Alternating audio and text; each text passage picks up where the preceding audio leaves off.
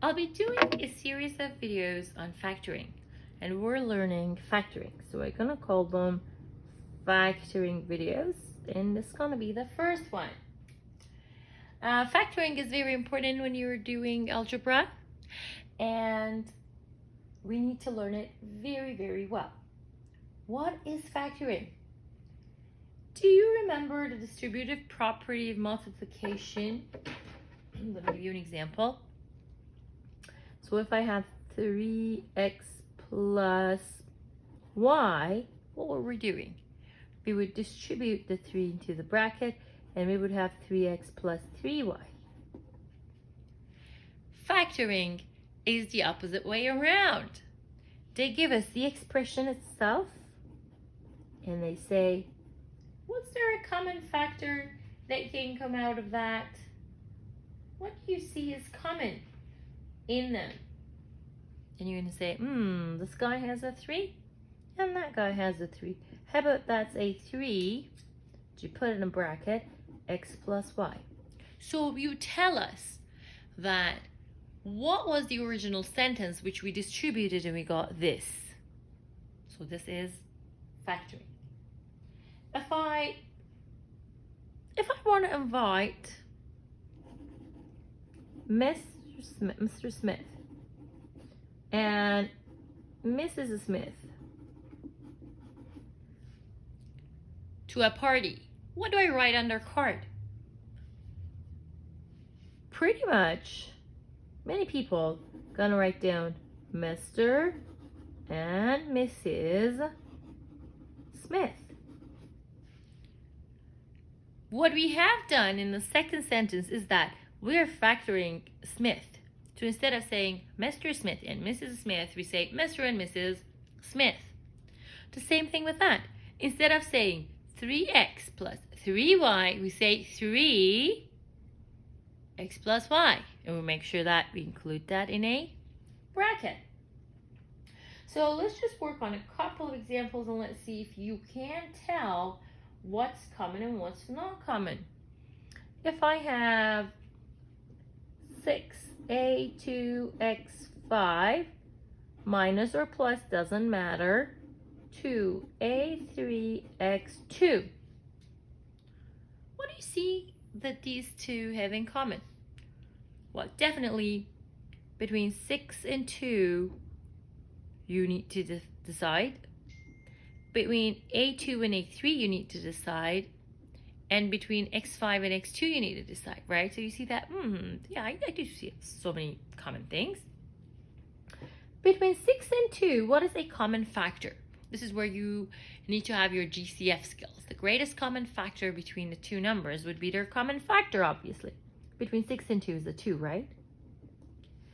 Between a2 and a3, what is it that they have in common?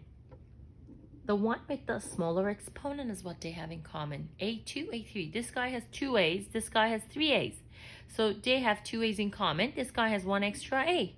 Doesn't that make sense? And between x5 and x2, what do they have in common? This guy has 5 x's. This guy has 2. So as you can see, actually 2 x's is in common. So that's their common factor. We know that we have to write it this way. Open a bracket. There was a negative in between. We're going to keep the negative. So you know that once you factored it, that looks like that. But what's that there that they don't have in common?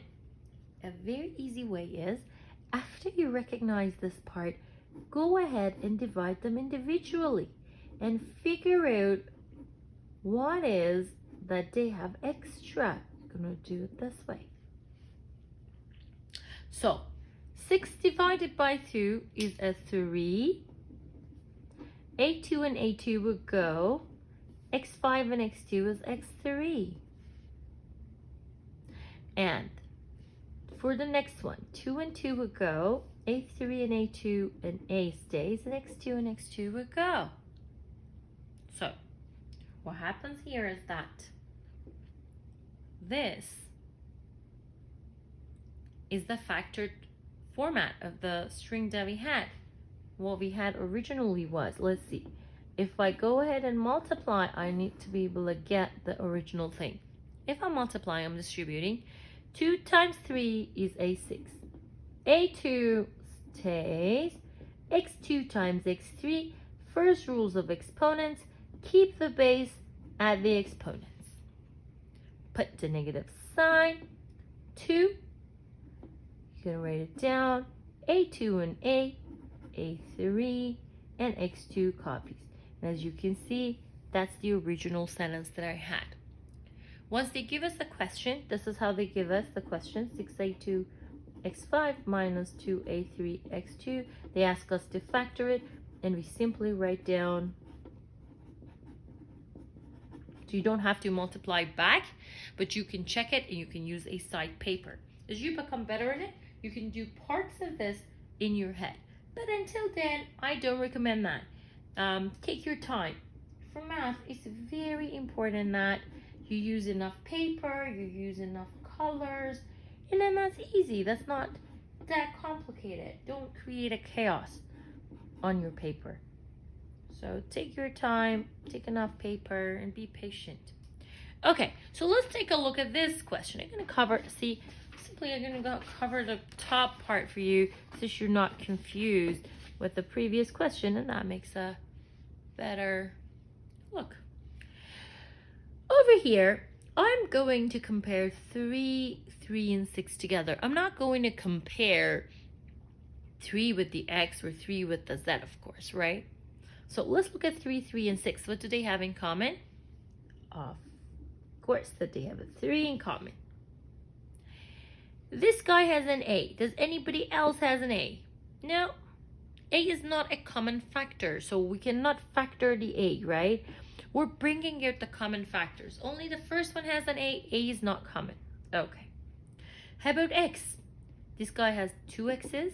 This guy 3, and that one x2, right?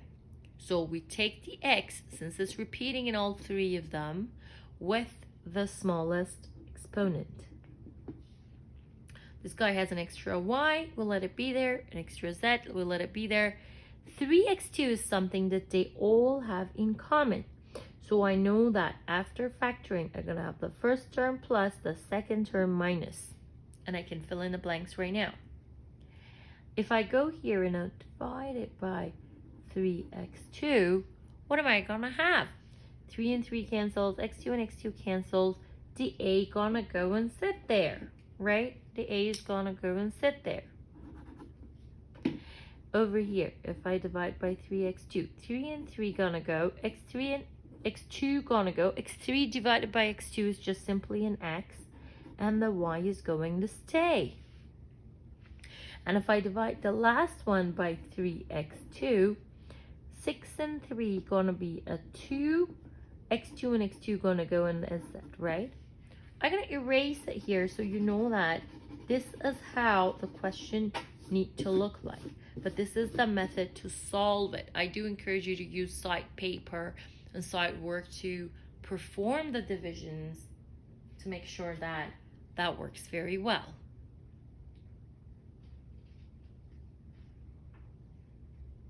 See me on the next video.